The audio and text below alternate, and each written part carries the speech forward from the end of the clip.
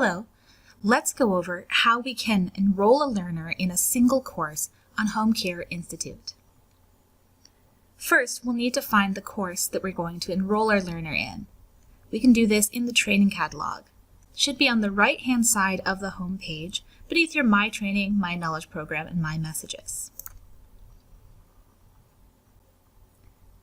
In the training catalog, you can find your course by using any of the options to the left or by searching for your course. For example, we can look for body mechanics. Once we find the body mechanics course that we're looking for, we click into it to find the details. This course summary page includes the objective, the course length, and any C&E hours applicable. If you're still not sure if this is the course that you want to assign to your learners, you can always preview the iCourse using this Preview iCourse link here. The Preview the iCourse link will open the course in a new tab. This preview allows you to see the entire course, including any tests that may be attached to the course. Once you're sure that you want to assign this course, find the Enroll Team Members button.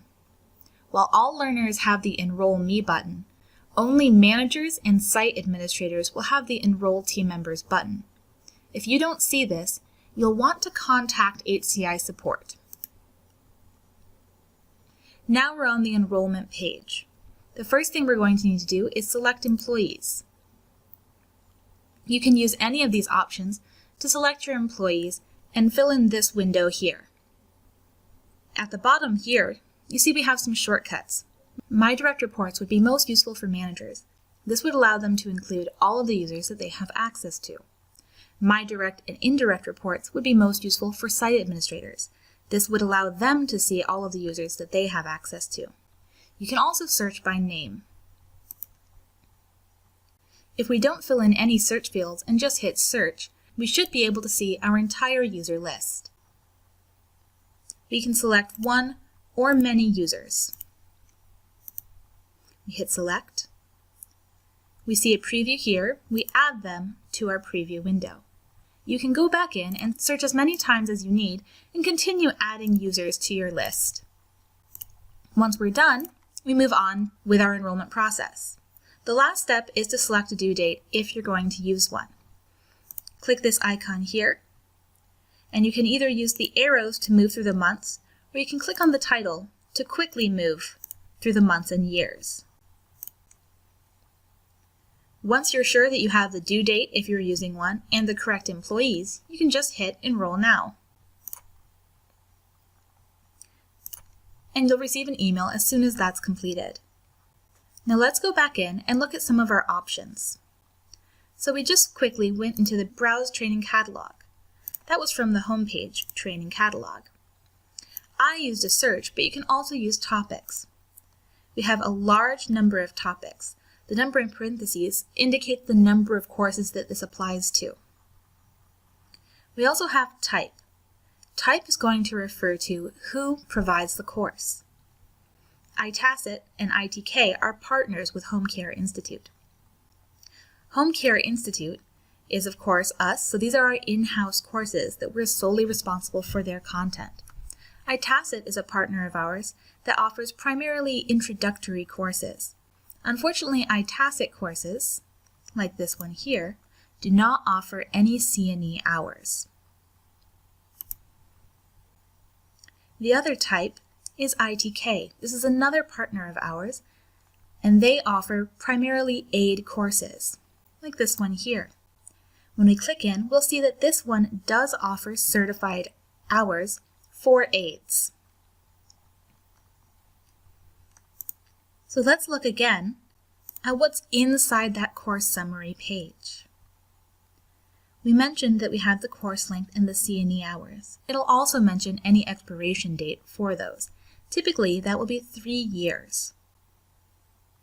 The accreditation statement is here as well to explain more about those credit hours. In addition to previewing the course, if there are any attachments for the course, they should be listed here. Inside the course as well, you can check the Resources page to see handouts and job aids associated with the course. Now let's go back to the Enroll Team Members page, to the actual enrollment page. And let's look again at some of our options to select our employees. Previously, we looked at names, but we didn't use any of the search options. You can search by name, but make sure that you use the format of last name, comma, first name. So in the case of this account, this is Amy Administrator. We want to look her up as Administrator Amy. Capitalization is not important, but notice if I try to look her up as Amy Administrator, nothing shows up. I can look her up by any portion of her name, however, and that will also work.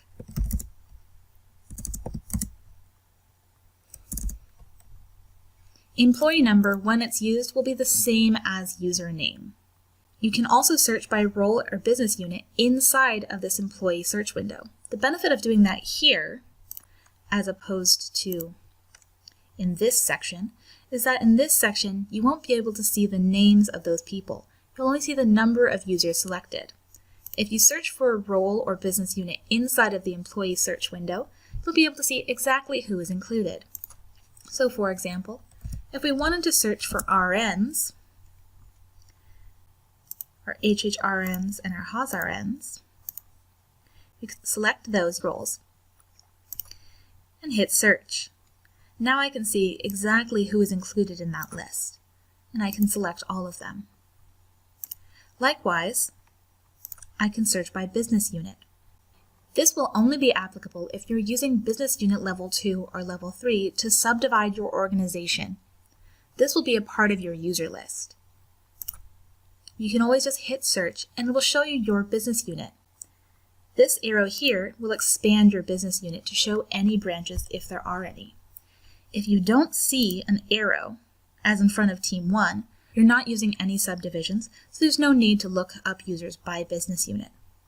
If you are using business unit, you can use this as another way to find groups of users. And last but not least, job classification. Role and job classification searches pull in roughly the same thing. When I hit search, you see I get items such as all admin and corp lead, as well as roles like manager and site administrator. The distinction is you can actually be a little more specific with role than with job classification. For example, if I search RN here, it just lists HHRN, HAWSRN, and then learner comes up as well.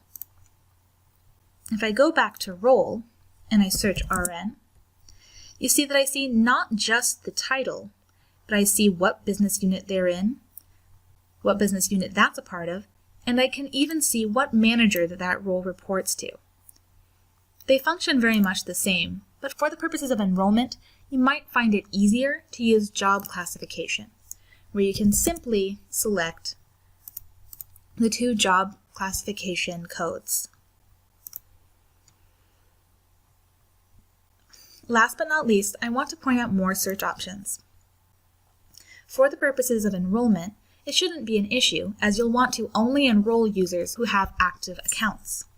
However, when you are using the employee search window, it is automatically set to only show active users. If for any reason you wanted to find an inactive user, you would want to change this to all. That's a summary of your options for enrolling team members, one course at a time. If you still have any questions about enrolling users in courses, please contact HCI support at support@homecareinstitute.com.